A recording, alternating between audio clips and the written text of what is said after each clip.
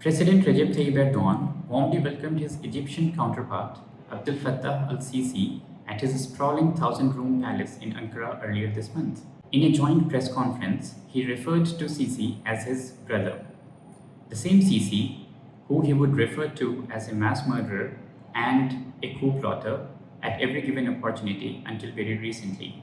He also vowed never to shake hands with him and even refused to join a dinner table with former US President Donald Trump in 2019 because Sisi was also seated at the same table.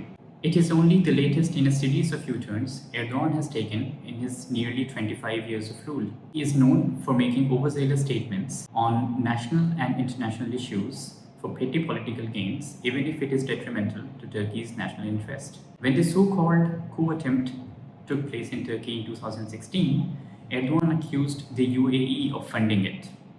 Over the past couple of years, however, he has made multiple trips to the tiny Gulf nation to secure investments to prevent the Turkish economy from collapsing without taking the coup funding allegation to a conclusion. Following Washington Post columnist Jamal Khashoggi's murder at the Saudi consulate in Istanbul in 2018, Erdogan put the blame on the highest levels of the Saudi government.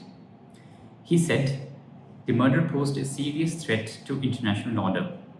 4 years later, however, he stopped all criticism, transferred the case to Riyadh, and embraced Crown Prince Mohammed bin Salman at his presidential palace in Ankara.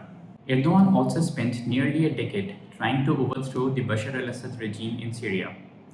Apart from making loaded statements against the Syrian leader, he also provided funds and logistical support to the militant groups engaged in armed rebellion against him. But now he's talking about rapprochement with al-Assad and inviting him to Turkey for talks. From being a mass murderer, al-Assad is soon going to become Erdogan's brother like al-Sisi. Over the past decade and a half, Erdogan's foreign policy has been marked less by diplomatic dynamism and more by self-serving ideological pursuits.